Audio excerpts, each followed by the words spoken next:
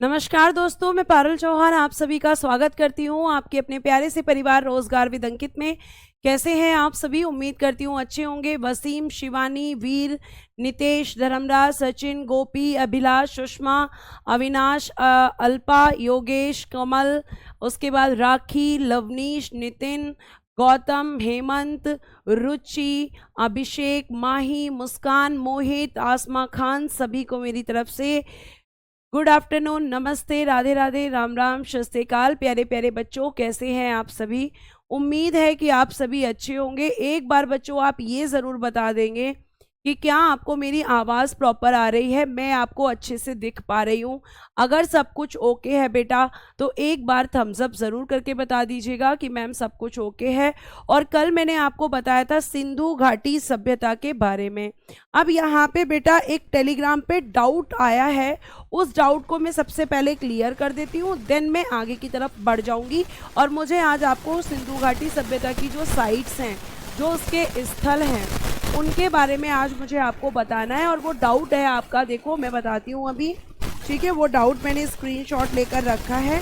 और डाउट बेटा आपका जो पूछा गया है, एक मिनट देंगे बस मुझे, वो पूछा गया है आपका राखी गढ़ी को लेकर। बहुत सारे बच्चे कर, मैं अभी आपका वो डाउट क्लियर कर देती हूँ, ठीक है?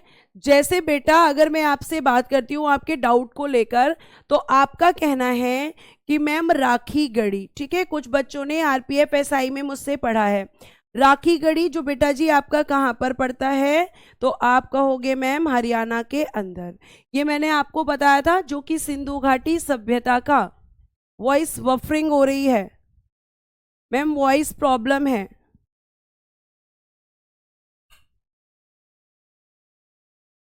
बेटा अभी भी आवाज में दिक्कत हो रही है क्या?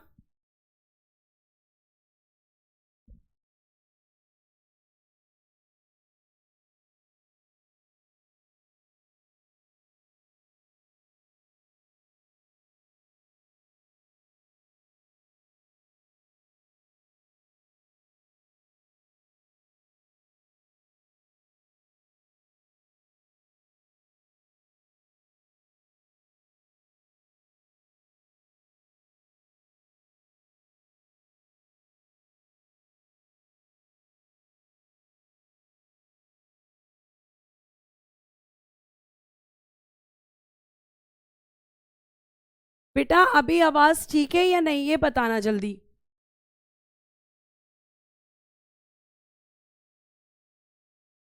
हेलो?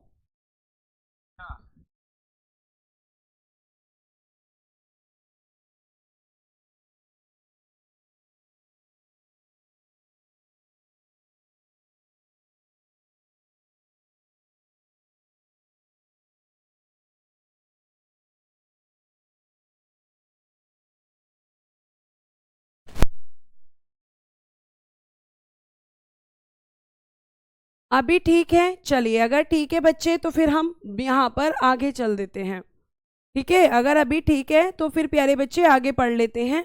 जैसे मैं आपको बता रही थी राखी गढ़ी, है ना? तो कुछ बच्चों ने क्या किया है कि आरपीएफ एसआई को जो है उसमें भी आरपीएफ एसआई में भी बच्चों ने मेरे से पढ़ा है राखी गढ़ी। तो और नवीन सर से भी आप लोगों ने पढ़ा है। तो आपने बोला कि मैम राखी गढ़ी की जो खोज की गई थी ना, वो 1963 में की गई थी। बिल्कुल सही बात है, बिल्कुल भी गलत बात नहीं है। लेकिन अगर हम आपसे बोल रहे हैं कि मैम आपने तो लेकिन लिखवाया है कि राखी गढ़ी की खोज 1969 में हुई थी, बेटा राखी गढ़ी की खुदाई 1969 में हुई थी। कोई भी चीज़ गलत नहीं है। तो अगर 1969 डेट लिखी हुई है तो वो भी बच्चे गलत नहीं है, ठीक है? तो आप कहेंगे 1963 में खोज हुई है और 1969 में इसकी खुदाई हुई है। तो आप में से बहुत सारे बच्चों ने लिख दिया है कि मैम ये तो आपने गलत पढ़ा दिया, आपने पहले कुछ बताया अब आपने कुछ बताया। तो बेटा दोनों ही चीज़ें बिल्कुल ठीक है,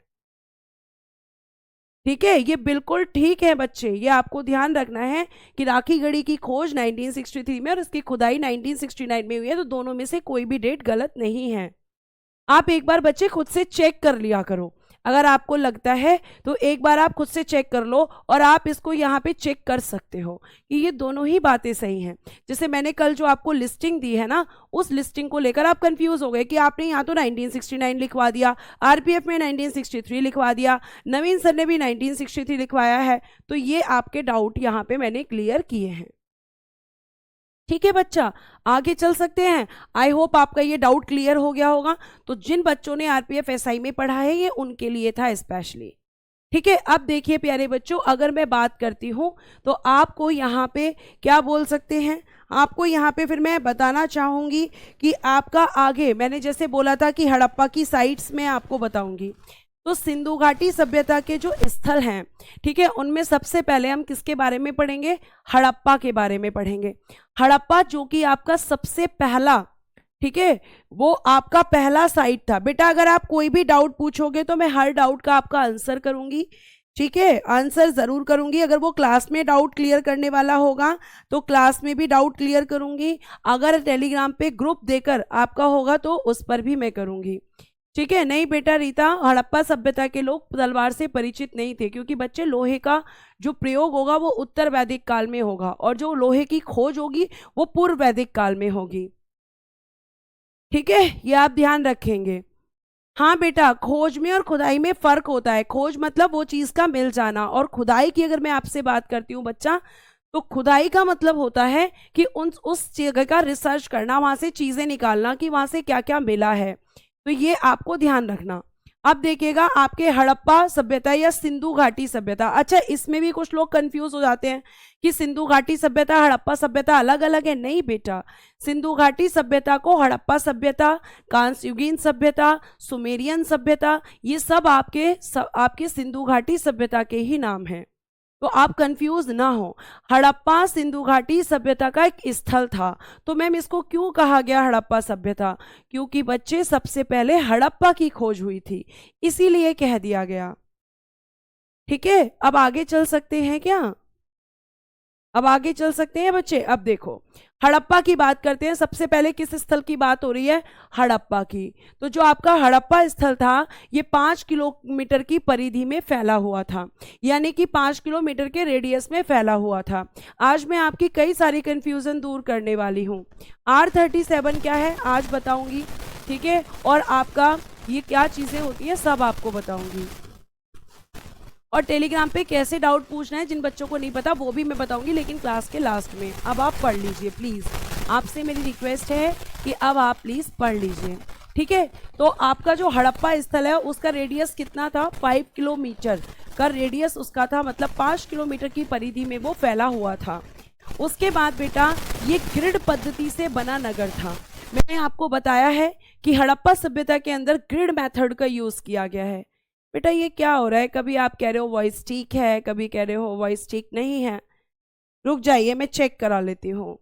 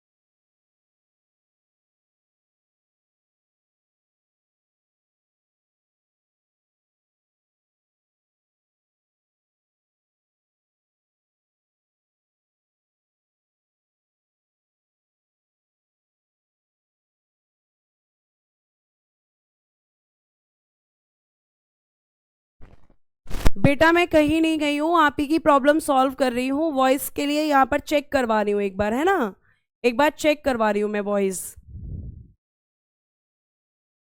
मैं यही हूँ बच्चे, कहीं नहीं गई हूँ। जो टाइम आपका यहाँ लगेगा उसको एक्स्ट्रा ले लूंगे, उसको टाइम, ठीक है। ये देखिए, अब टाइम वेस्ट ना करो बेटा, टाइम कहाँ वेस्ट कर रही हूँ। अगर आपको प्रॉब्लम हो रही है वॉइस की तो उसे ठीक तो कराना पड़ेगा ना, चेक तो कराना पड़ेगा बच्चे।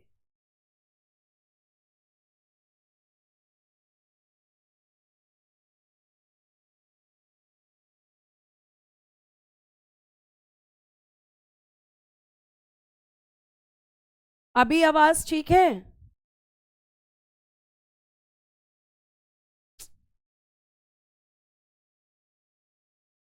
बेटा जी एकदम सही है मेरी तरफ से आवाज, क्योंकि मैंने चेक करा लिया है। विकास,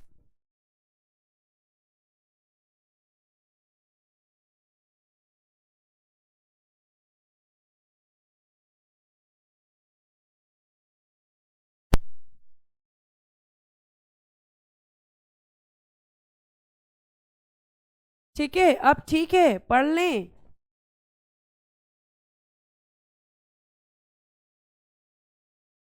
चलिए अब देखिए, ऑल ओके है तो प्लीज अब पढ़ लीजिए, ठीक है। अब मैं पढ़ाना,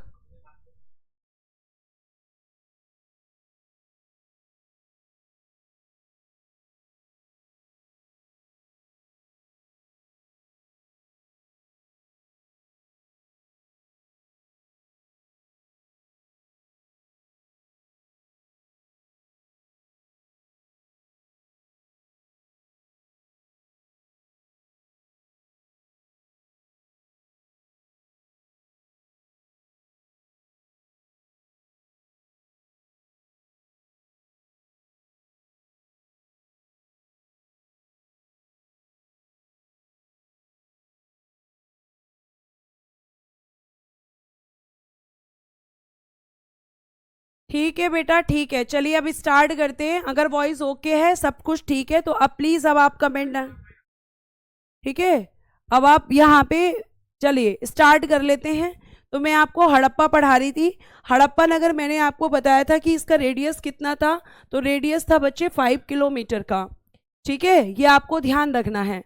और उसके बाद अगर मैं बात करती हूँ तो ये ग्रिड पद्धति से बना नगर था आपका, यानी ग्रिड मेथड से बना हुआ था। और ग्रिड मेथड क्या होता है ये मैं बच्चे आपको बता चुकी हूँ, ठीक है। उसके बाद में शव दफनाने के साक्ष्य मिले हैं यहाँ से, मतलब एविडेंस ऑफ ब्यूरियल्स फाउंड। मतलब शव क्या होता है, आपको पता है कि डेड बॉडी जो होती है, डेड बॉडी, ठीक है, कोई भी डेड बॉडी अगर होती है तो दो चीजें होती हैं, एक तो डेड बॉडी को जलाया जाता है या फिर डेड बॉडी को दफना दिया जाता है। तो आपको मैं बता दूं बच्चे कि यहाँ पर डेड बॉडी को दफनाने के साक्ष्य मिले हैं, मतलब उसको जमीन में गाड़ देना जिसको आप कहते हो, ठीक है, जमीन के नीचे दबा देना जिसको आप कहते हो। तो आप ध्यान रखेंगे कि यहाँ पर डेड बॉडी यानी कि शव दफनाने के साक्ष्य मिले हैं। नीरज कुमार बच्चे, मैंने आपको बताया था कि ग्रिड मेथड में कुछ इस तरीके के घर बने हुए होते हैं, ये मैं आपको पहले भी बता चुकी हूँ। इस तरीके से घर बने हुए होते हैं, ये इस तरीके से, ये आपके ग्रिड मेथड में बने हुए घर होते हैं इस तरीके से, ठीक है। ये एक पद्धति होती है घर बनाने की। तो कुछ इस तरीके के घर यहाँ पर बने हुए होते हैं। उसके बाद प्यारे बच्चों, आपका यहाँ पे ये सारी चीजें मिली। उसके अलावा एक बच्चे ने अभी मुझसे पूछा कि R37 क्या है, ठीक है, R37 क्या है। तो हड़प्पा के आवास क्षेत्र के दक्षिण में यानी कि साउथ में एक कब्रिस्तान है जिसे कब्रिस्तान R37 कहते हैं। कब्रिस्तान कौन सी जगह होती है, जहां पर डेड बॉडीज को जलाया जाता है या जहां पर डेड बॉडीज को दफनाया जाता है, तो उसको कहते हैं कब्रिस्तान।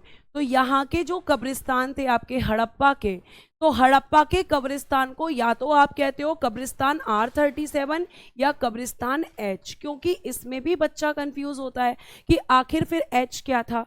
तो कब्रिस्तान R37 या कब्रिस्तान H, ये दोनों ही नाम दिए गए थे हड़प्पा सभ्यता में मिलने वाले कब्रिस्तान को। तो there is a cemetery to the south of Harappan residential area which is named as cemetery R37 या सेमेट्री H, यानी कि यहाँ के कब्रिस्तान के नाम आपको बताए गए हैं।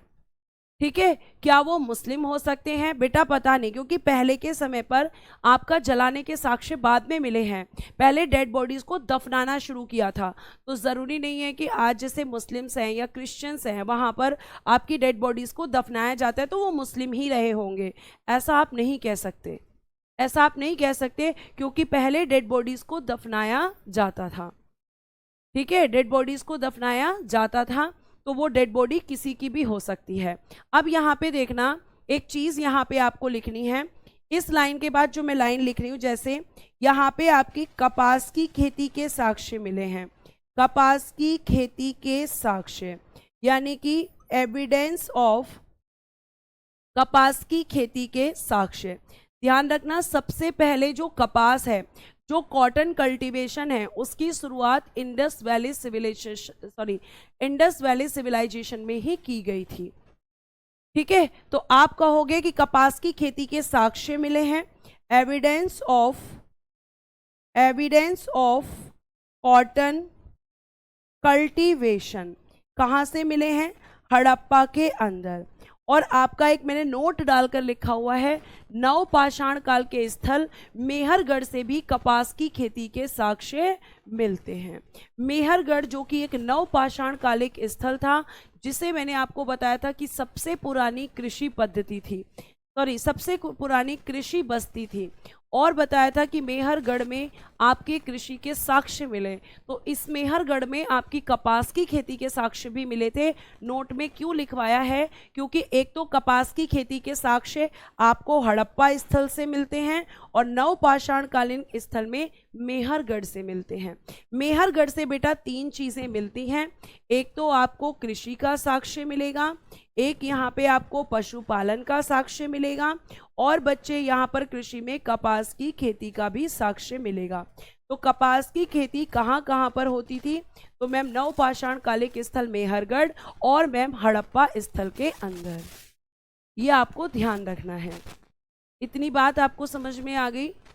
ठीक है, आप आगे चल सकते हैं। तो आपको कब्रिस्तान को क्या कहते थे, कब्रिस्तान कहाँ पर मिले हैं, क्यों पता चला कि यहाँ कब्रिस्तान थे? क्योंकि यहाँ पर शव दफनाने की प्रथा थी। इतनी बात आपको समझ में आ गई? आगे चल सकते हैं। अगर आपको कोई भी चीज़ समझ नहीं आए तो कमेंट बॉक्स में पिन कर दीजिएगा कि मैम इसका मतलब समझ में नहीं आया। ठीक है, आगे देखिए। अब यहाँ पे आपको सुरक्षा दुर्ग मतलब सिक्योरिटी फोर्ट्रेस मिलते हैं। सुरक्षा दुर्ग क्या होते हैं? अगर मैं सुरक्षा दुर्ग की आपसे बात करती हूँ तो ये एक तरीके के क्या होते थे कि जैसे किसी शहर में आपके उस शहर की सुरक्षा के लिए बड़ी बड़ी दीवारें बनाई जाती थी, बड़े बड़े दीवारें बनाकर उस शहर को सुरक्षित किया जाता था, ताकि दुश्मन अगर अटैक करे तो अटैक करना इतना आसान ना हो। तो सुरक्षा दुर्ग है, आप कहेंगे कि मैम एक तरीके की सिक्योरिटी फोर्ट हुआ करते थे ये, जो किसी भी शहर की सुरक्षा के लिए बनाए जाते थे। ज़्यादातर सिंधु घाटी सभ्यता में आपको जो सुरक्षा की दीवारें दिखाई देंगी वो आपको कहाँ दिखाई देंगी? जहाँ पे राजा या सरदार रहता था। लेकिन एक आपका ऐसा स्थल है कालीबंगा, जिसमें निचले स्तर पे मतलब जो सामान्य लोग रहते थे वहाँ पर भी सुरक्षा दीवारें बनाई गई थी, वरना अधिकतर आपके कहाँ पर बनाई गई थी? जहाँ पर राजा या सरदार रहते थे। ठीक है, आगे देखिएगा प्यारे बच्चे। मोहरे बनाने के लिए सेल खड़ी का प्रयोग किया जाता था। मैंने आपको बताया था कि यहाँ पे जो मोहरे बनती थी वो सेल खड़ी, और सेल खड़ी क्या होता था? स्टीएटाइट मतलब एक प्रकार का मुलायम पत्थर होता था। ठीक है, ये आपको ध्यान रखना है। आगे देखिए, अभी मैं सब पूछूंगी। यहाँ से स्त्री के गर्भ से निकलते हुए पौधे वाली मूर्ति मिली है। क्या बोला मैंने? स्त्री के गर्भ से निकलते हुए पौधे वाली मूर्ति क्यों मिली है बच्चों? क्योंकि आपकी जो धरती है, ठीक है, आपकी जो धरती है उसको यहाँ पर माता माना गया है, यानी कि यहाँ पर उसको माता का दर्जा दिया गया है। भाई माता क्या देती है? अपने बच्चों को खाने पीने के लिए। तो धरती को भी आपका क्या माना जाता है? माता माना गया है। तो स्त्री के गर्भ से मतलब जो एक फीमेल है उसके गर्भ से आप कह सकते हो sculpture of a plant growing out of women बोम। तो उसके बोम से जो आपको पौधा दिख रहा है, इसका मतलब धरती से निकलता हुआ पौधा दिख रहा है। ठीक है, क्या दिख रहा है? धरती से निकलता हुआ पौधा दिख रहा है।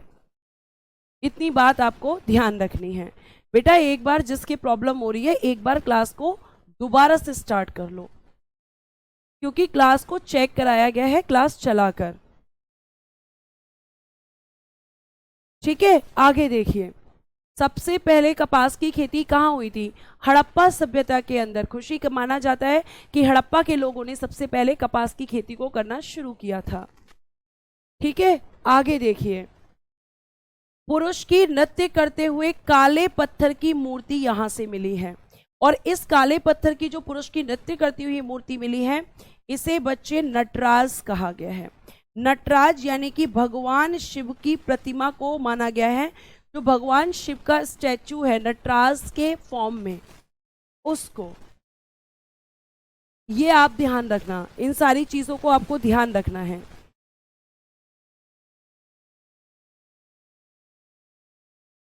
ठीक है, और प्यारे बच्चों, अगर मैं आपसे बात करूं यहाँ पर, तो पुरुष की नृत्य करते हुए मूर्ति ये किस कलर की है? काले पत्थर की है। और यहाँ से एक मूर्ति और मिली है, लाल पत्थर की मानव मूर्ति, यानी black stone statue of dancing man and a red stone human statue. यहाँ से आपके दो प्रकार की मूर्तियां मिलती हैं, एक डांस करते हुए और एक नॉर्मल।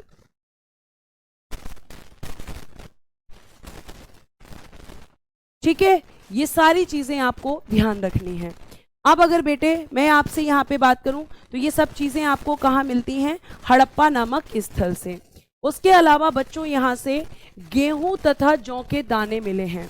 ठीक है, ये आपके गेहूं और जौ के दाने, ठीक है, जिन्हें आप बोलते हैं व्हीट एंड बार्ली ग्रेन्स, आप इसको कह सकते हो, ये आपको यहाँ से मिले हैं।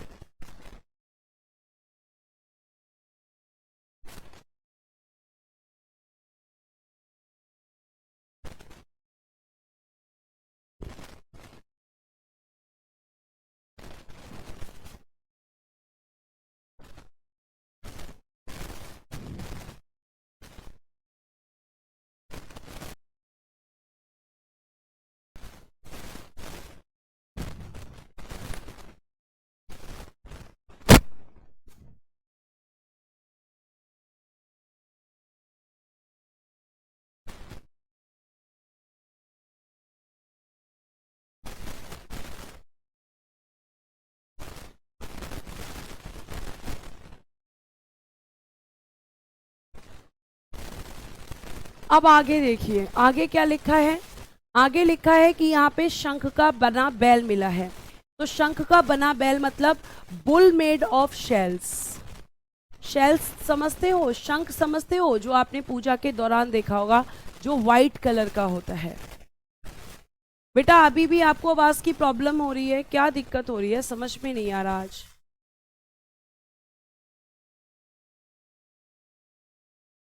क्या प्रॉब्लम हो रही है? आप लोग मुझे बोल रहे हो टाइम वेस्ट करते हो मैम, अब मैं क्या करूं बताओ?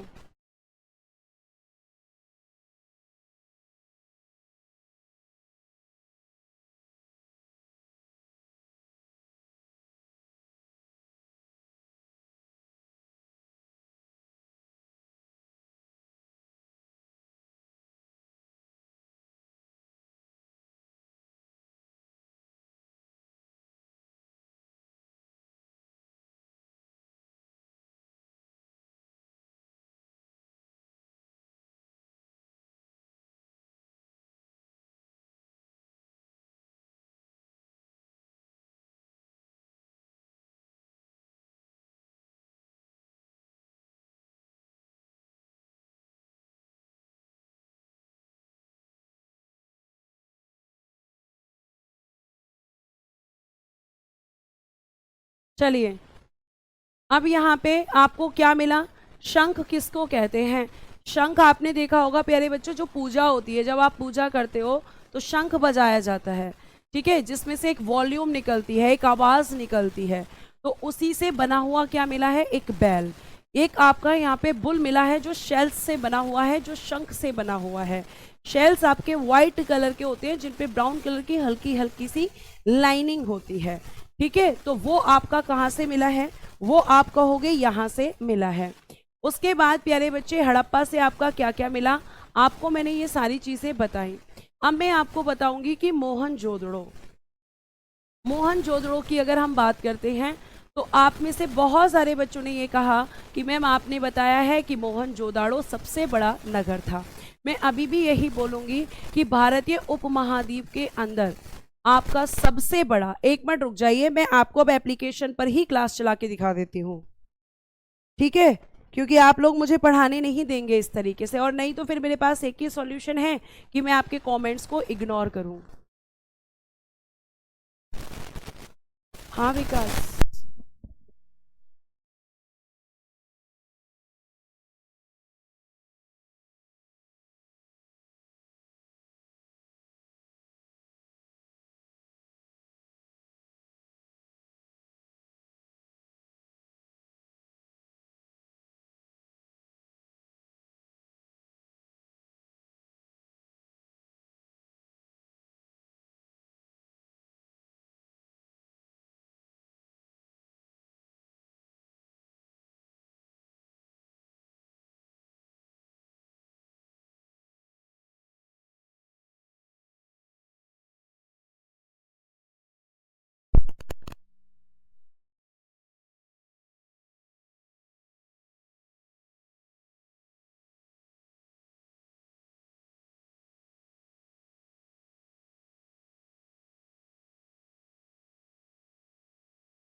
अभी देखना, अभी आवाज ठीक आ रही है?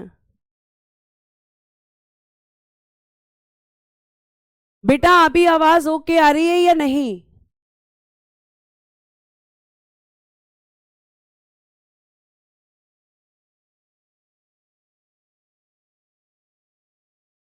अभी ठीक आ रही है ना आवाज? अब पढ़ लीजिए। अभी मैंने देखो यहाँ पे चेक कराई है आवाज, अब ठीक है।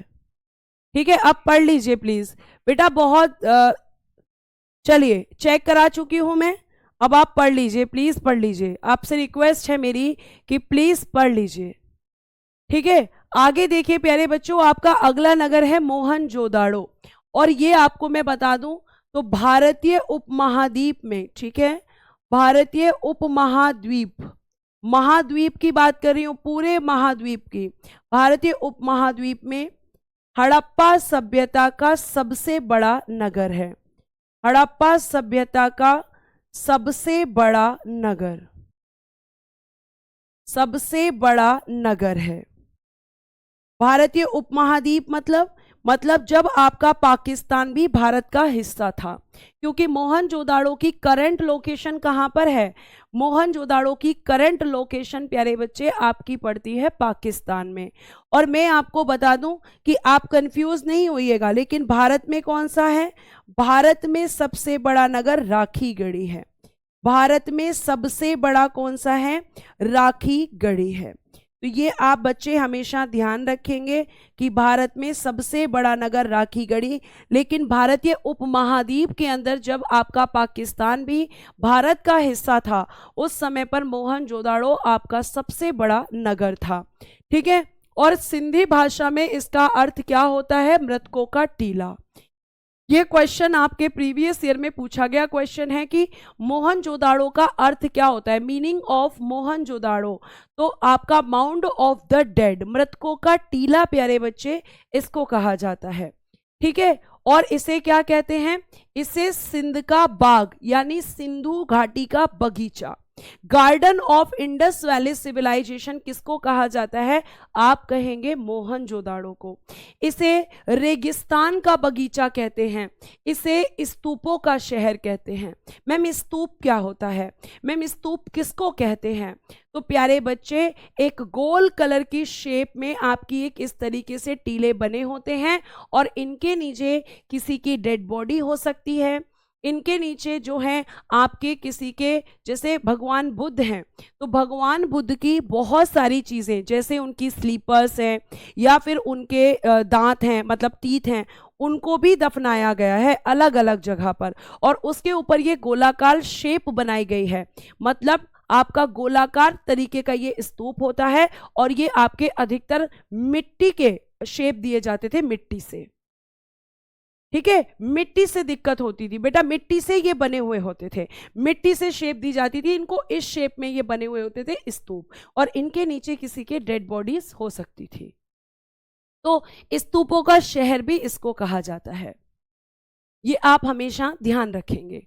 ठीक है, उसके बाद प्यारे बच्चों अब यहां पे बात आती है कि मैम सर्वाधिक जनसंख्या मतलब मैक्सिमम पॉपुलेशन कहां पर थी, हाईएस्ट पॉपुलेशन कहां पर थी। तो आप कहोगे कि जो हाईएस्ट पॉपुलेशन थी वो आपकी मोहनजोदाड़ो।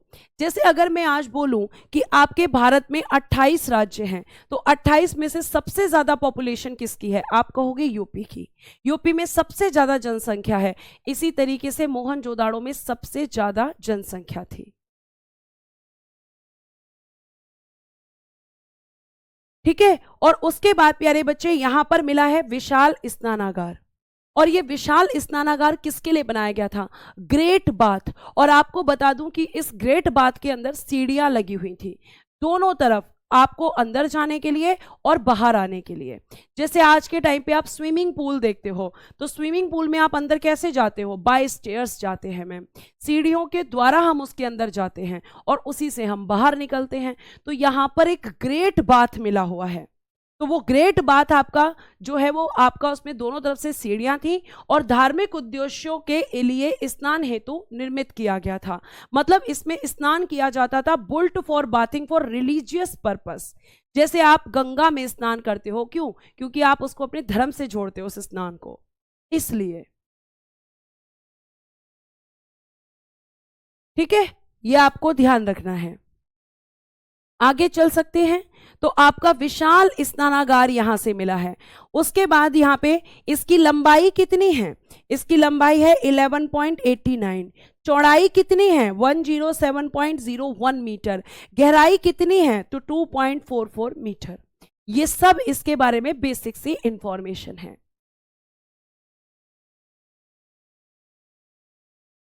ठीक है, इतनी बात आपको ध्यान रखनी है। आगे चलिए, आगे बच्चे अगर मैं आपसे बात करती हूं तो यहां से और क्या मिला है, आप सोच भी नहीं सकते कि इस टाइम पर वाटर प्रूफिंग के साक्ष्य मिले हैं, और ये विश्व में पहला उदाहरण था evidence of water proofing. Water proof bag आते हैं मैम, आते हैं, वाटर प्रूफ कपड़े आते हैं, जिसे आप कहते हो रेन कोट। तो इस टाइम पर घरों में वाटर प्रूफिंग के साक्ष्य मिले हैं, मतलब घरों में सीलन ना आए, घरों में पानी जो है वो जमा ना हो, उसके लिए वाटर प्रूफिंग के एविडेंस आपको मिलते हैं। और वाटर प्रूफिंग का पूरे वर्ल्ड में सबसे पहला जो आपका एविडेंस मिला वो मोहनजोदाड़ो से ही मिला है। वो कहां से मिला है, मोहनजोदाड़ो से मिला है। इतनी बात आपको समझ में आ गई। आगे देखिए, यहां से बेटा विशाल अन्नागार मिला है। अब बच्चा कहेगा वो तो हड़प्पा से मिला है, तो बेटा अन्नागार आपके मोहनजोदाड़ो से भी मिले हैं, अन्नागार आपके लोथल से भी मिले हैं, अन्नागार आपके हड़प्पा और कालीबंगा, मोहनजोदड़ो और लोथल, चारों जगहों से आपके अन्नागार मिले हैं। लेकिन जो विशाल अन्नागार की अगर हम बात करते हैं, जो आपकी मोहनजोदाड़ो, यहां का मतलब क्या है, मोहनजोदाड़ो की सबसे बड़ी इमारत है। और इसकी लंबाई कितनी थी, इस ग्रेट ग्रेनरी की, तो लंबाई 45.71 और चौड़ाई 15.23 मीटर थी। राम भरोसी मीना, बेटा वाटर प्रूफिंग होता है किसी भी चीज को सीलन से बचाना। अगर आपने मान लीजिए ट्रैवलिंग कर रहे हो और अचानक बारिश आ जाए, तो आप ज्यादातर किसका यूज करके निकलोगे कि बारिश का मौसम हो रहा है, मुझे वाटर प्रूफ बैग लेना चाहिए। बैग क्यों लेना चाहिए, अगर आपके कपड़े हैं तो वो उसमें गीले नहीं होंगे, बुक्स हैं तो वो खराब नहीं होंगी। तो इसी तरीके से घरों में वाटर प्रूफिंग का काम किया गया था कि घरों में सीलन ना आए, बारिश का पानी इकट्ठा ना हो। अन्नागार क्या होते हैं, ग्रेनरी जिसमें आप अनाज रखते हो। जैसे आज के टाइम पर भी आप देखोगे कि जो लोग गेहूं, यानी जो आपका गेहूं होता है, जब आप उसको खरीदते हो तो इस तरीके की आपके पास एक बहुत बड़ी सी टैंक होती है, इसके अंदर आप उसको स्टोर कर देते हो। तो ये आज के टाइम पे किसकी आ रही है, स्टील की, उस टाइम पे किसकी, सॉरी एल्यूमिनियम की, उस टाइम पे किसकी आती थी, मिट्टी की बनती थी। उस टाइम पे मिट्टी की बड़ी बड़ी ग्रेनरी आपकी बनाई जाती थी और उनमें आपका जो अनाज होता था उसको स्टोर किया जाता था। तो आपका ग्रेनरी क्या होती है समझ में आया, अन्नागार क्या होता है समझ में आया, जिसमें आप अपने जो क्रॉप्स होती हैं, जो फसलें होती हैं, उनको स्टोर कर सकते हैं काटने के बाद में। जैसे आज के टाइम पर भी लोग घरों में गेहूं खरीदते हैं और पूरे साल का गेहूं खरीद के उसमें थोड़ा थोड़ा करके निकालते रहते हैं। ठीक है, ये आपको ध्यान रखना है। साक्ष्य का मतलब होता है एविडेंस, किसी चीज का प्रमाण मिलना। ठीक है, आगे देखिएगा, अन्नागार कहां कहां से मिले हैं, तो हड़प्पा से, मोहनजोदड़ो से, लोथल से और कालीबंगा से। इन चारों जगह से अन्नागार मिले हैं। बच्चा कह रहा है मेरे यहां बखार बोलते हैं। हाँ जी, अलग अलग जगह पर अलग अलग वर्ड यूज कर सकते हैं इसके लिए, लेकिन होता ये वही है। ठीक है, आगे देखिए, तो अन्नागार कहां कहां से मिले ये आपको पता होना चाहिए। और उसके बाद में कांसे की नर्तकी की मूर्ति मिली है, ब्रोंज डांसर स्टैचू। कांसे की नर्तकी की मूर्ति सबसे ज्यादा क्वेश्चन पूछा जाता है और बच्चा कंफ्यूज हो जाता है। बेटा ध्यान रखिएगा, कांसे की नर्तकी की मूर्ति मोहनजोदाड़ो से मिली है, जबकि पत्थर की नृत्य करती हुई मूर्ति नटराज की हड़प्पा से मिली है। ठीक है, ये आपको ध्यान रखना है। उसके अलावा पशुपतिनाथ जी, जिनकी तुलना शिव से की गई है, उनकी मूर्ति मिली है, पशुपतिनाथ जी की मूर्ति मिली है। और आपको बता दूं, यहां से सूती कपड़ा यानी कॉटन क्लॉथ्स मिला है, और ये कॉटन क्लॉथ्स पता है कहां पर मिला है, चांदी के बर्तन में, चांदी के बर्तन में लिपटा हुआ मिला है आपका कॉटन क्लॉथ मोहनजोदाड़ो के अंदर। तभी इसी से हमने अंदाजा लगाया कि यहां के लोग कैसे कपड़े पहनते होंगे, सूती वस्त्र पहनते होंगे। तो पशुपतिनाथ की मूर्ति मिलती है, कांसे की नर्तकी की मूर्ति मिलती है, सूती कपड़ा प्यारे बच्चे यहाँ से मिलता है, अन्नागार यहाँ से मिलता है, विशाल स्नानागार यहाँ से मिलता है। ठीक है, और यहाँ से आपके पशुपतिनाथ की मूर्ति मिलती है। यहीं से अगर मैं आपसे बात करती हूँ तो वाटर प्रूफिंग के साक्ष्य मिलते हैं। आगे आ जाइए, यहाँ से ही मोहनजोदाड़ो से आपको 20 स्तंभों वाला भवन मिलता है, बिल्डिंग विद 20 पिलर्स, मतलब ऐसी भी बिल्डिंग्स मिली हैं जिनमें 20 पिलर्स लगे हुए थे। पिलर्स समझते हो, खंबे, स्तंभ जिसको हम बोलते हैं, पिलर्स यानी खंबे जिसको आप कई बार बोल देते हो। तो आप कहोगे कि मैम 20 स्तंभों वाला क्या मिला है, भवन मिला है। ठीक है, उसके बाद में बच्चों मोहनजोदड़ो एवं हड़प्पा के मकान पक्की ईंटों से बने हुए थे। पक्की ईंट मतलब बेक्ड ब्रिक्स से। मैंने आपको बताया था कि इस सभ्यता के अंदर पक्के मकान थे, कच्चे मकान नहीं थे। ठीक है, और क्या मिले हैं, दाढ़ी वाले व्यक्ति की मूर्ति मिली है। अब बेटा दाढ़ी वाला जो व्यक्ति है उसकी आप जब मूर्ति देखोगे तो काफी शेप में बनी हुई है, बहुत अच्छे से वो मूर्ति दिखाई गई है। ये मूर्ति नहीं है वो, ठीक है, ये मूर्ति नहीं है, आप एकदम शेप में दिखाई गई है दाढ़ी उसकी। और इसीलिए क्योंकि जब शेप में दाढ़ी दिखाई गई है, इसका मतलब इस टाइम पे नाई हुआ करते होंगे, इस टाइम पे बार्बर हुआ करते होंगे, तभी तो यहाँ पे दाढ़ी मतलब जो बियर्ड आती है उसको इतने शेप से पढ़ाया, इतने शेप में दिखाया गया है। ठीक है, तो ये सब आपको कहां से मिल रहा है, सबका सब बेटा आपको मोहनजोदाड़ो से मिल रहा है। ये सब आप ध्यान रखेंगे। उसके बाद प्यारे बच्चों, अगर आपसे पूछा जाए सर्वाधिक कुएं कहाँ मिले हैं, तो सर्वाधिक कुएं यहीं पर मिले हैं। कुएं समझते हो, पहले नल नहीं होते थे, पहले टंकियां नहीं होती थी, टंकी जो आपके घरों में आज होती हैं, पहले के टाइम पे लोग कुएं से पानी निकलते थे। तो वो कुएं सबसे ज्यादा कहाँ मिले हैं, मोहनजोदाड़ो में। सबसे ज्यादा सील्स कहाँ मिली हैं, मोहनजोदाड़ो में। लेकिन लेकिन लेकिन लेकिन सर्वाधिक मोहर तो आपकी मोहनजोदाड़ो से मिलती हैं, लेकिन सर्वाधिक अभिलेख युक्त मोहरें हड़प्पा से मिलती हैं। अब मैम ये अभिलेख क्या होता है, अब मैम ये इंस्क्रिप्शंस क्या होते हैं, मतलब ऐसी मोहरें जिन पे कुछ ना कुछ लिखा हुआ है, ऐसी सील्स जिन पर कुछ ना कुछ लिखा हुआ है, वो सबसे ज्यादा लिखी हुई मोहरें कहां से मिलती हैं, हड़प्पा से। लेकिन सिंपल सबसे ज्यादा मोहर कहां से मिलती हैं, आपकी मोहनजोदाड़ो से। क्वेश्चन कैसे आएगा मैम? तो बच्चे क्वेश्चन पूछा जाएगा सबसे ज्यादा सील कहां से मिली, आंसर इज मोहनजोदाड़ो। लेकिन सबसे ज्यादा मोहरें, जिन पर इंस्क्रिप्शंस वाली मोहरें, मतलब जिन पर कुछ लिखा हुआ है, वो आपकी कहां से मिली? तो वो आपकी हड़प्पा से। ठीक है, पिलर इस टाइम पे लोहे के नहीं होते थे अनीश कुमार जी, लोहे के नहीं थे बच्चे, लोहे का यहां यूज ही नहीं हुआ है। ठीक है, उसके अलावा मोहनजोदाड़ो एवं हड़प्पा को पिगट ने जुड़वा राजधानी कहा है। ये एक स्टेटमेंट है और काफी इंपॉर्टेंट है कि आपके ट्विंस कैपिटल्स किसको कहा जाता है? तो मोहनजोदाड़ो और प्यारे बच्चे आपके हड़प्पा को। ठीक है, अब यहां पर आगे बात करते हैं।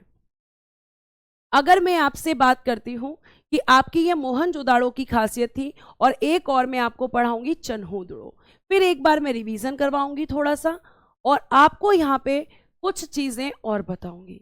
जैसे चन्होदड़ो कहाँ पर है बच्चे? तो आप कहोगे मैम बलूचिस्तान पाकिस्तान के अंदर। इनकी सबकी लोकेशंस मैं आपको पहले ही बता चुकी हूं। अब यहां से सबसे ज्यादा क्या क्वेश्चन पूछा जाता है? यहां पे सबसे ज्यादा क्वेश्चन पूछा जाता है मनके का कारखाना मिला। ये क्वेश्चन मोस्ट इंपॉर्टेंट चन्होदड़ो से पूछा जाता है।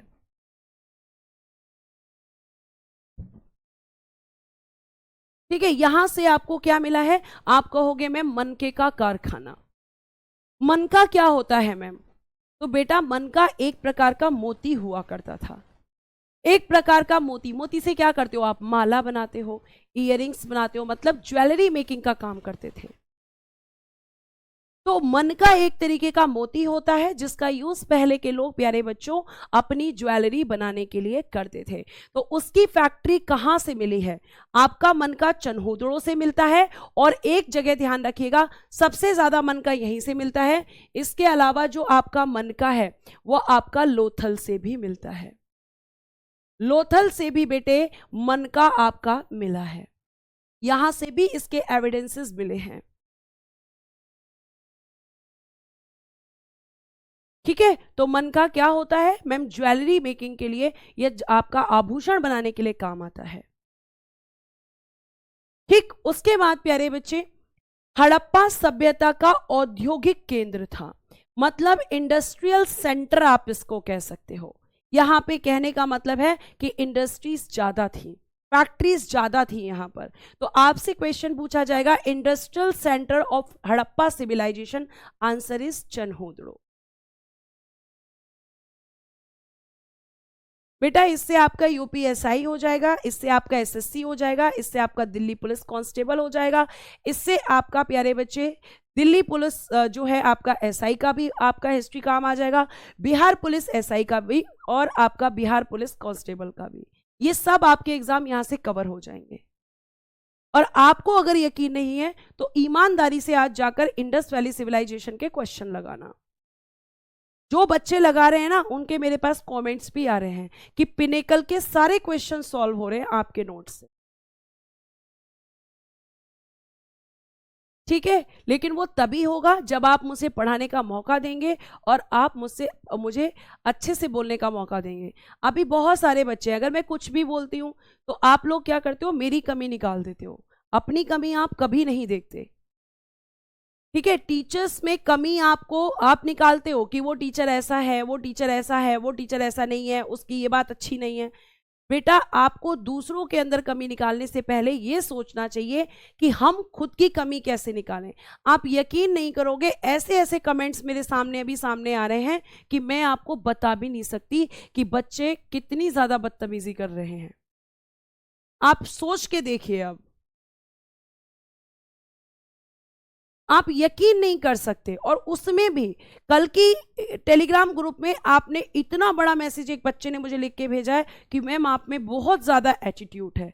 ऐसा बच्चे मैंने आपसे क्या कर दिया?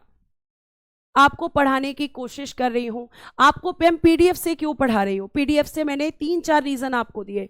पहला रीजन बाइलिंगुअल क्लास लेनी है, दूसरा रीजन आपको हैंडराइटिंग कहीं कहीं समझ नहीं आती तो भैया कंप्यूटराइज्ड हैंडराइटिंग तो समझ आएगी ही, ये नोट्स तो मेरे ही हैं, बनाती मैं ही हूं इनको। ठीक है, तो आप सोच भी नहीं सकते, ऐसे ऐसे बच्चे हैं यहां पर।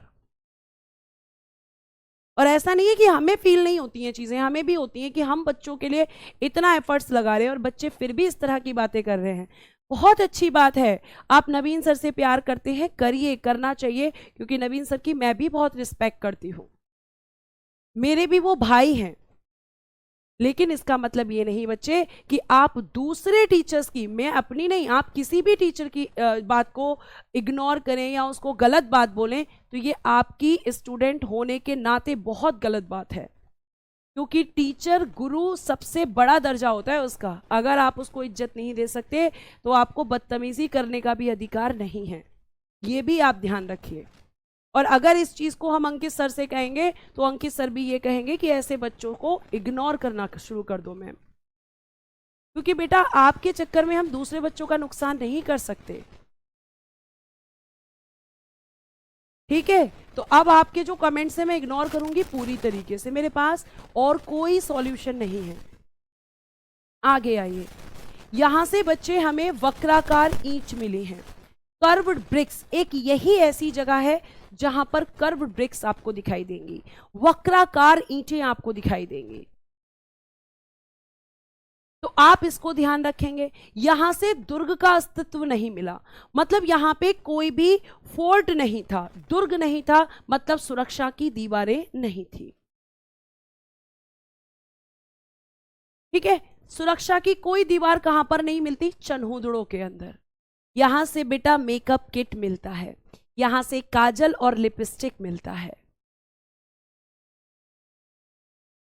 ठीक है, क्या मिलता है यहां पर? काजल और लिपस्टिक। तो मेकअप किट कहां से मिलता है?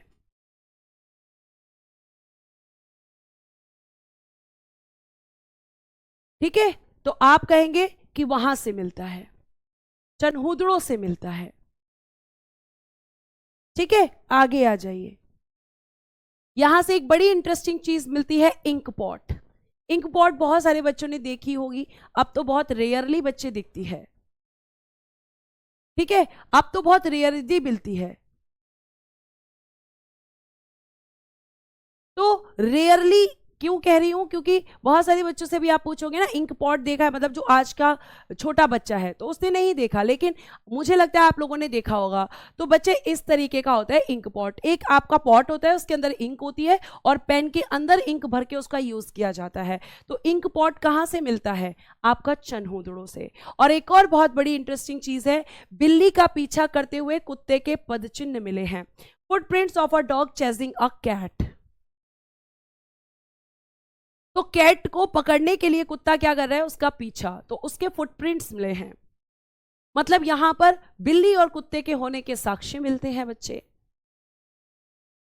ठीक है, तो ये आपको ध्यान रखना है। सनी कह रहे हैं मैम दुर्ग मिले ना मिले पर काजल लिपस्टिक तो मिल रही है ना।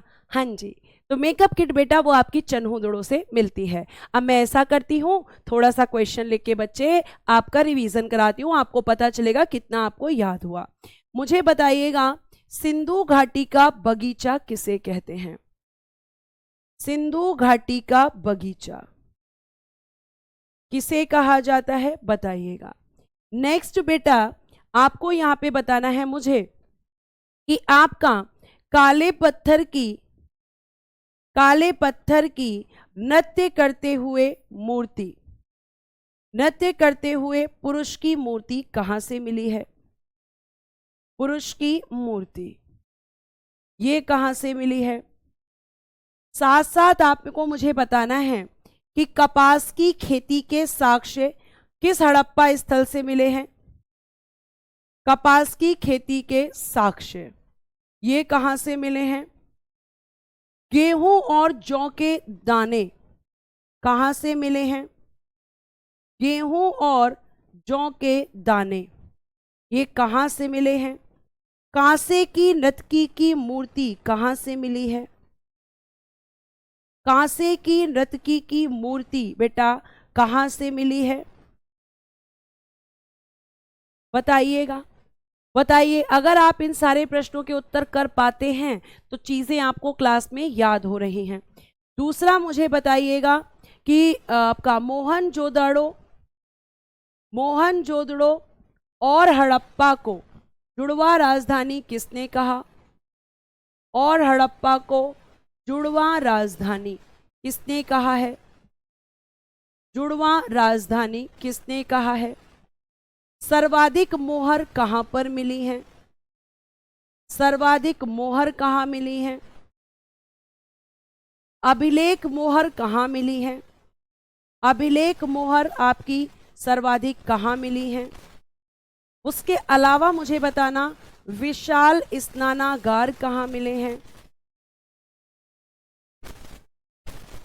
लाल पत्थर की पुरुष की मूर्ति कहां मिली है? लाल पत्थर की पुरुष की मूर्ति ये बच्चे कहां पर मिली है बता दीजिएगा। ठीक है, अब देखिए अगर आप इन प्रश्नों के उत्तर कर पा रहे हैं तो बच्चों एक बार मुझे थम्स अप जरूर भेज देना कि मैम इन सारे प्रश्नों के उत्तर हमें पता है। एक बार और थोड़े से प्रश्न और लिख लेती हूं। जैसे मुझे बताना इंक पॉट कहां मिला है? इंक पॉट कहां मिला है? वाटर प्रूफिंग कहां मिली है? वाटर प्रूफिंग ये कहां मिला है? उसके अलावा बेटा मेकअप किट कहां मिली है? मेकअप किट बता दीजिएगा कहां मिली है। ठीक है, आपके कुत्ते के फुटप्रिंट्स कहां मिले हैं? फुटप्रिंट्स यानी डॉग फुटप्रिंट्स आपको कहां मिले हैं? उसके अलावा बच्चे अगर मैं आपसे पूछूं मनके का कारखाना कहां मिला है? ठीक है, मनके का कारखाना ये कहां मिला है? देखो सारे बच्चे थम्स अप कर रहे हैं क्योंकि बेटा पढ़ाना आपको बिल्कुल ऐसा ही पढ़ाना चाहती हूं मैं कि क्लास में आपको 80% चीजें याद हो जाएं। ठीक है, अब देखिए बच्चे अगर मैं बात करती हूं सिंधु घाटी का बगीचा मैम मोहनजोदड़ो को कहते हैं। ठीक है, पुरुष की नृत्य करते हुए काली पत्थर की मूर्ति हड़प्पा से मिलती है। कपास की खेती के साक्ष्य मैम हड़प्पा से मिले हैं और नवपाषाण कालिक स्थल मेहरगढ़ से मिले हैं। गेहूं और जौ के दाने मैम हड़प्पा से मिलते हैं। ठीक है, कांसे की नर्तकी की मूर्ति मोहनजोदड़ो से मिलती है। मोहनजोदड़ो से मिलती है। उसके बाद बेटा मोहनजोदड़ो को और हड़प्पा को जुड़वा राजधानी पिग्गट ने कहा है मैम। सर्वाधिक मोहर मोहनजोदड़ो से मिलती हैं। अभिलेख वाली मोहर तो आप कहेंगे कि मैम ये हमें आपके हड़प्पा से मिलती हैं। विशाल स्नानागार मोहनजोदड़ो से मिलता है। ठीक है, लाल पत्थर की पुरुष की मूर्ति कहां से मिलती है? हड़प्पा से मिलती है। क्या कोई बच्चा क्लास में ऐसा है जो ये आंसर नहीं कर पा रहा है? अगर आप ऐसे पढ़ते रहेंगे तो आपको फिर रिवीजन करने में बहुत टाइम नहीं लगता होगा, ये मैं आपको अच्छे से बता सकती हूँ। ठीक है, चनहूदड़ों से हमें क्या मिलता है? इंक पॉट मिलती है। वाटर प्रूफिंग मोहनजोदड़ो से मिलता है। और ये जो बाकी तीन आपके बचे ये सब हमें चनहूदड़ो से मिलता है। अगर आप क्लास को अच्छे से समझ लोगे तो पूरी पीडीएफ आप खुद बना लोगे। आपको पीडीएफ देखकर फिर पीडीएफ बनाने की जरूरत नहीं है। ठीक है, तो नोट्स आपको किससे बनाने हैं? नोट्स ये वाले बनाने हैं। ये आपका क्या होता है? ये आपका बेटा केबल, और केबल में रिवीजन करवाती हूं कि आपको कितना याद रह रहा है। केवल रिवीजन के लिए होती है ये चीज, ये लिखने के लिए नहीं है। लिखने का काम आपको पीडीएफ से करना है और पीडीएफ में जो टाइप है वो सब मैंने बुक से छांट छांट के निकाला है और खुद लिखकर उसको टाइप करवाया है।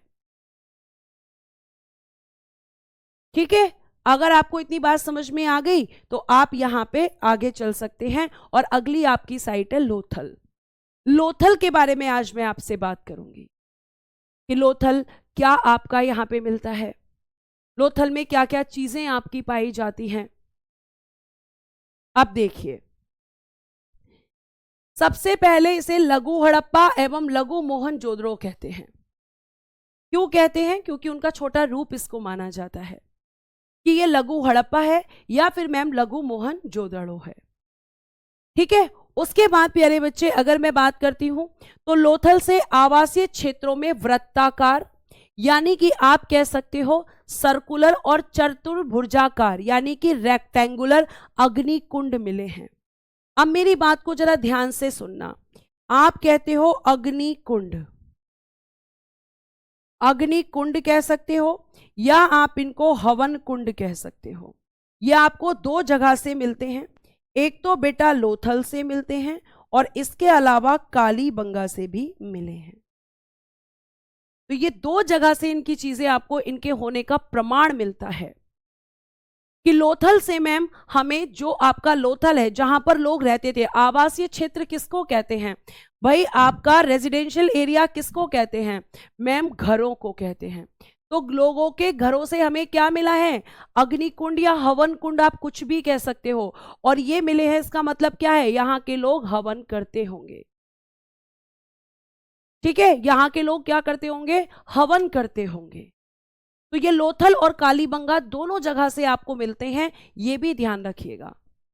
और अगर मैं आपसे प्यारे बच्चों आगे बात करती हूं तो ये आपका हड़प्पा सभ्यता का एक प्रमुख बंदरगाह था।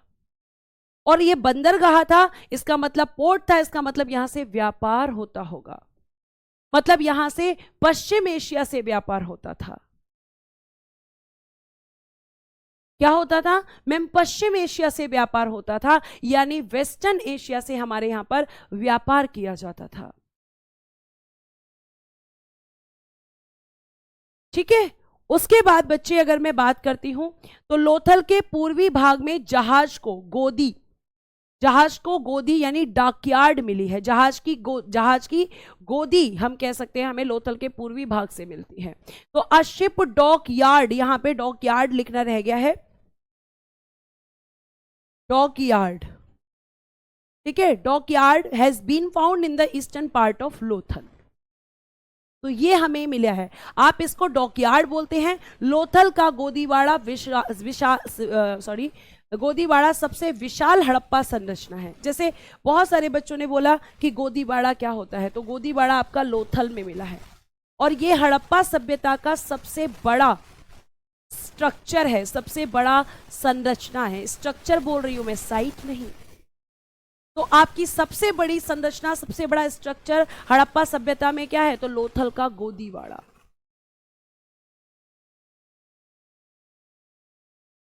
ठीक है, ये आप ध्यान रखेंगे। तो ये सारी चीजें आपको कहां से मिल रही हैं मैम, लोथल से मिल रही हैं। उसके बाद देखना बच्चों, आगे अगर मैं आपसे बात करती हूं, हड़प्पा सभ्यता की सबसे बड़ी संरचना क्रमशः लोथल के गोदीवाड़ा को, इसको के करना, लोथल के गोदीवाड़ा, हड़प्पा का अन्नागार, मोहनजोदाड़ो का अन्नागार और मोहनजोदाड़ो का स्नानागार। यहां पे मैंने स्ट्रक्चर आपका किस नंबर पे, जैसे सबसे बड़ा स्ट्रक्चर कौन सा है, लोथल का गोदीवाड़ा, उसके बाद हड़प्पा का अन्नागार, उसके बाद मोहनजोदाड़ो का अन्नागार, उसके बाद आपका मोहनजोदाड़ो का स्नानागार। अगर मैं आपसे पूछूंगी कि बताइए हड़प्पा सभ्यता की सबसे बड़ी संरचना कौन सी है, तो आप कहेंगे लोथल का गोदीवाड़ा। मैं कहूंगी दूसरी बताओ, तो आप कहोगे हड़प्पा का अन्नागार। मैं कहूंगी तीसरी बताओ, आप कहोगे मोहनजोदाड़ो का अन्नागार। मैं कहूंगी चौथी बताओ, तो आप कहोगे मोहनजोदाड़ो का स्नानागार। ठीक है, ये सब आपका एक सीक्वेंस में मैंने स्ट्रक्चर लगा दिया, क्योंकि बच्चा कंफ्यूज होता है कि अभी तो आपने बताया कि सबसे बड़ा स्ट्रक्चर मोहनजोदाड़ो का अन्नागार था। वो केवल मोहनजोदाड़ो की सबसे बड़ी इमारत थी, लेकिन पूरी सिंधु घाटी सभ्यता में सबसे बड़ा स्ट्रक्चर लोथल का गोदीवाड़ा है। लेकिन अगर पूछा जाए कि मोहनजोदाड़ो की सबसे बड़ी इमारत, तो बेटा वो अन्नागार है, वहां का अन्नागार। ठीक है, आगे देखिए, यहां से चावल का प्रथम साक्ष्य, कल एक बच्चे ने पूछा था कि बताइए राइस एविडेंस कहां से मिलता है, तो यहां से चावल का साक्ष्य मिला, मतलब यहां से चावल का छिलका हमें प्राप्त हुआ, चावल के दाने हमें यहां से मिले। तो चावल का पहली बार जो एविडेंस मिला वो लोथल से मिला। ठीक है, ये हमें आपका यहां से मिला, इसको लिख लेना बेटा आप बाद में। ठीक है, मैं आपको ये दे दूंगी पीडीएफ। उसके अलावा हमें यहां से फारस की मोहर मिली, मोहर मतलब सील, अब जब हमें यहां से फारस की सील मिली है, इसका मतलब विदेशी व्यापार होता था, क्योंकि जब किसी दूसरे देश से व्यापार हुआ होगा तभी तो सील मिली, तभी तो उसका स्टैंप हमें यहां पर मिला, क्योंकि लोथल तो गुजरात में है, तो विदेशों से व्यापार होता था। खुशबू बेटा इस वाली चीज को आप बाद में लिख लेना, मैं लोथल खत्म कर दूं, उसके बाद फिर आपका क्लास खत्म हो जाएगी। ये एक व्यापारिक नगर था, बिल्कुल ये एक ट्रेडिंग सिटी था, क्योंकि यहां से व्यापार होता था। अभी मैंने आपको बताया, क्योंकि यहां से क्या होता था, व्यापार होता था। यहां से बेटा 3 युगल समाधियां मतलब 3 कपल्स मिले हैं। अब यहां पे जैसे कुछ बच्चों ने मुझे बोला कि मैम यहां से सती प्रथा का साक्ष्य मिलता है, तो देखिए मैंने उसका भी आपका यहां पे सॉल्यूशन दिया है कि किसने कहा। एसआर राव ने इसे सती प्रथा का प्रतीक माना था। एसआर राव के अकॉर्डिंग ऐसा था कि यहां सती प्रथा होती होगी, लेकिन इसका कोई भी ऐसा प्रूफ नहीं मिला कि यहां सती प्रथा थी। कोई इंस्क्रिप्शन, कोई अभिलेख नहीं मिला, केवल एसआर राव ने ऐसा कह दिया। क्योंकि यहां पे कपल टॉम्ब मिले हैं, क्योंकि यहां पे कपल्स टॉम्ब मिले हैं, इस बेस पर उन्होंने ऐसा कह दिया, लेकिन ये कोई यहां पर एग्जैक्ट एविडेंस नहीं मिला कि ये सती प्रथा का ही साक्ष्य है। हो सकता है एक साथ पति पत्नी की मौत हो गई हो, ऐसा भी तो हो सकता है। ठीक है, इसको क्या कहा जाता है, हड़प्पा सभ्यता का मैनचेस्टर। मैनचेस्टर क्यों कहते हैं, क्योंकि सबसे ज्यादा व्यापार यहीं से होता था, क्योंकि मैम सबसे ज्यादा व्यापार यहीं से होता था। घोड़े की लघु, ठीक है, घोड़े की लघु मूर्ति हमें यहां से मिली है। घोड़े की मूर्तियां हमें यहां से मिलती है, मतलब हॉर्सेस का प्रमाण हमें यहां से मिल रहा है, मतलब इस टाइम शायद घोड़े भी होते होंगे। घोड़े भी यहां पे होते होंगे। लास्ट आपकी 2 लाइन और हैं, लिख लीजिएगा। वृत्ताकार चक्की के 2 पार्ट मिले हैं। चक्की क्या होता है मैम, बेटा जी जिससे आप गेहूं पीसते हो। जैसे घरों में आपने पहले देखा होगा कि इस तरीके के 2 पार्ट होते थे ऐसे, ठीक है, इनके बीच में होल होते थे और इनसे एक स्टिक जाती थी और एक के ऊपर एक रख के इसको ऐसे घुमाया जाता था और जो छोटे छोटे छेदन में गेहूं डाला जाता था और फिर पीसा जाता था। ठीक है, उसके बाद यहां से मिट्टी का मम्मी मॉडल मिला है, तो ये सब आपको कहां से मिले हैं, लोथल से मिले हैं। और बेटा जी एक चीज और लिख लीजिएगा लोथल में ही, यहां तो जगह नहीं है लेकिन यहां जगह है, कि यहां से मिट्टी की नाव मिली है, मिट्टी की नाव खिलौने के रूप में, खिलौने के रूप में ये आपकी यहां से मिलती है। अब कल आपको मैं ये चैप्टर खत्म करा दूंगी, कल मैं आपको पढ़ाऊंगी कालीबंगा से, ठीक है, कालीबंगा से मैं आपको बताऊंगी। तो आपका कालीबंगा बचा है, राखी गढ़ी है, रोपड़ है, जो इंपॉर्टेंट है केवल वही, और उसके बाद मैं पहुंच जाऊंगी वैदिक सभ्यता पे। और हो सकता है कि कल मैं आपकी कोई रिवीजन क्लास लगा दूं या आपको वर्कशीट दे दूं, तो एक बार अपना टेलीग्राम ग्रुप जरूर चेक कीजिएगा। अगर मैं रिवीजन क्लास लगवाऊंगी मतलब जितना मैंने पढ़ाया उससे रिलेटेड क्वेश्चंस आपको दे सकती हूँ या फिर खुद भी क्लास करा सकती हूँ, ठीक है। और मैं अब क्लास को धीरे धीरे बच्चे 1:30 1.5 घंटे की कर दूंगी ताकि आपका सिलेबस अच्छे से हो जाए, कंटेंट आपके पास बेस्ट चला जाए और आपका रिवीजन बेहतरीन तरीके से करने का आपको टाइम मिल जाए। अनीश कुमार बेटा उसमें वो नहीं पूछा जाता है, आपको जितना मैंने बताया है उतना ही काफ़ी है, सफिशिएंट है, ठीक है। तो आज के लिए बच्चों धन्यवाद। आपका जो टाइम खराब हुआ था उसको यूटिलाइज किया है मैंने बीच में, ठीक है। तो आज के लिए धन्यवाद, bye bye, take care and good day everyone. जय हिंद, जय भारत। हंसते रहें, मुस्कुराते रहें और हमेशा खुश रहें।